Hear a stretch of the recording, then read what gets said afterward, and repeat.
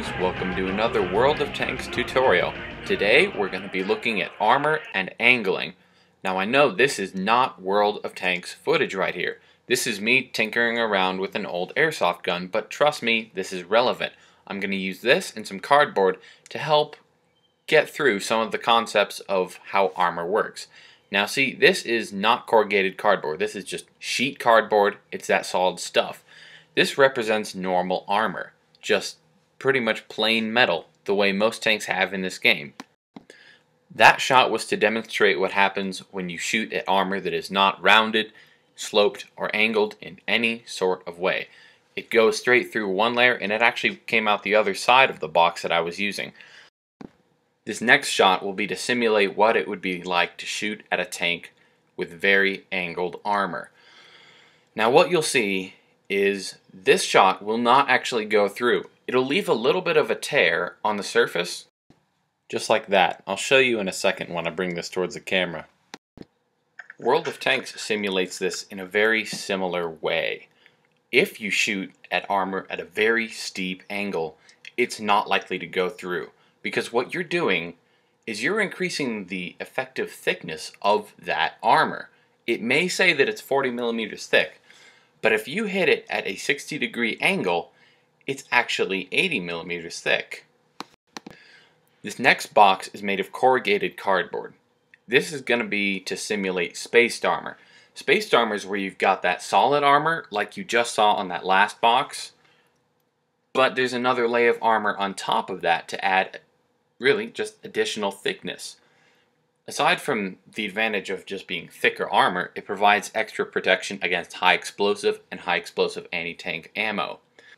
The best, most obvious example of spaced armor for actually a tank that everybody will recognize is the Tier 5 German medium tank, the Panzer IV.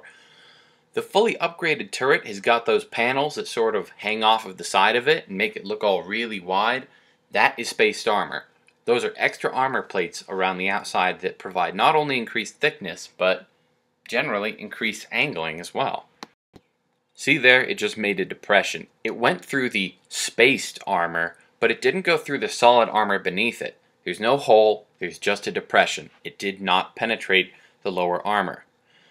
Now I'm going to show you an example, just a very simple, easy one, of what good armor angling looks like. While I'm driving into the fight, I think I'll share with you a couple of the extra mechanics with armor. Now, because of some simple geometry, if you're shooting, and I mentioned this already, if you're shooting at something that's angled about 60 degrees, it'll be effectively twice as thick as it says on paper. If you're shooting at something angled about 45 degrees, it'll be, I think, about 1.4 times as thick. Now, the other mechanic with angled armor you should know about is if you hit the armor at an angle greater than 60 degrees, it'll have to go through an overmatching check.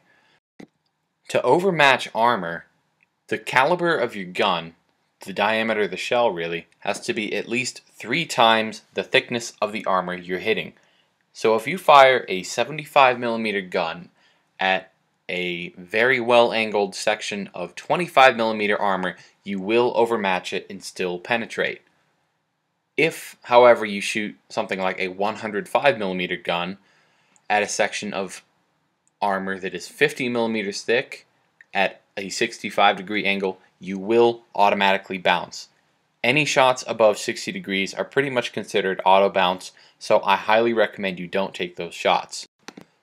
At this point, you've been seeing these shots bounce off the front armor of this Tiger II. Now, you could be forgiven for thinking that the on-paper values of armor in this game and gun penetration make it so that pretty much all armor at higher tiers is obsolete. You see that a Tier 10 gun has 270 millimeters of penetration, and that some of the thickest armor at that tier is 200 millimeters, and that you could go straight through that. But because of angling, that's not quite how these things work.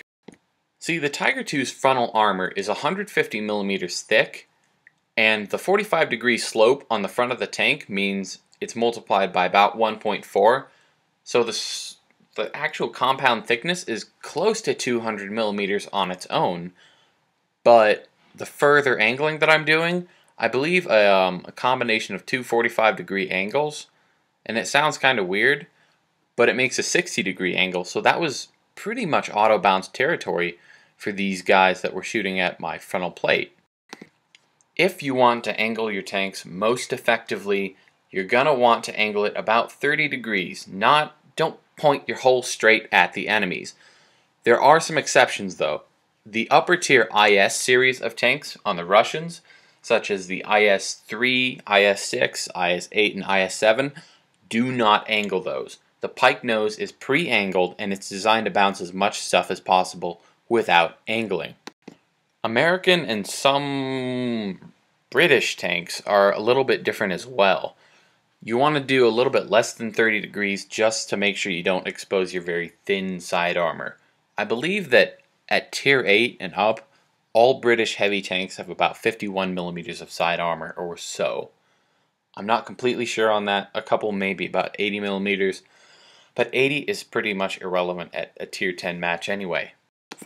Rounded armor the way you find on the front of an American tank, like the American heavies, see the M103, the T110E5, that's sort of pre-angled, but it doesn't hurt to put about a 10 to 25 degree angling on it anyway, so play it safe. On some tanks, such as the Panther, proper angling will not stop you from being penetrated. Even if you've got the mathematical perfect angling on the Panther, the effective armor is no greater than about 130 or 140 millimeters, which can be penetrated by pretty much anything at its own tier and some below.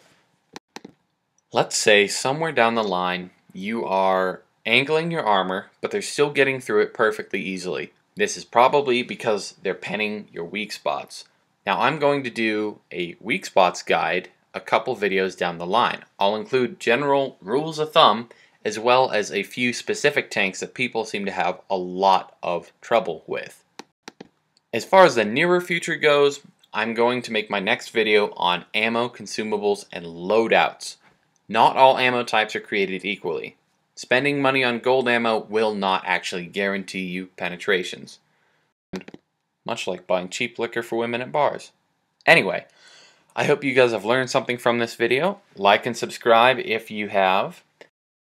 My future videos will cover things like how to scout and find good bushes for it, how to use your tank effectively, and how to be a good teammate. So subscribe and wait for more. Check out my camo video as well.